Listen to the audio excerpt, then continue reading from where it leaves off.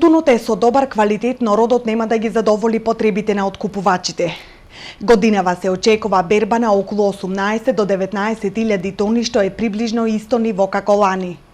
Ова било прецизирано и на работниот состанок кој однеодамна се одржал во Министерството за земјоделство, шумарство и водостопанство, а на кој присуствувале представници на Сдруженија на земјоделци, тутунопроизводители и откупувачи.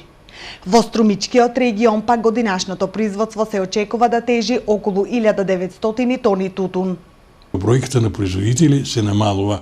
Ние баратаме со некоја бројка 4.500, меѓутоа тука сметаме дека сепак, иако во Министерство за земјоделие се направија нови моменти во евидентирањето преку тие евидентни листови, не жолти картони, сепак има некои што направиле дупли договори. Од тие 4.500 производители, површината е таа, пак 1500 до 1700 хектара и планираме према зелена таксација да имаме околу 1900 тона.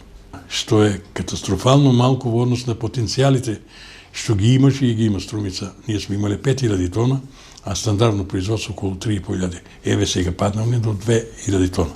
На состанокот било укажано дека се е подготвено за откупот на тутун. Според член 23 од Законот за тутун, производителот е должен да го предаде тутунот во ден и време согласно известувањето доставено од откупувачот, доколку не е во можност навреме да го извести откупувачот.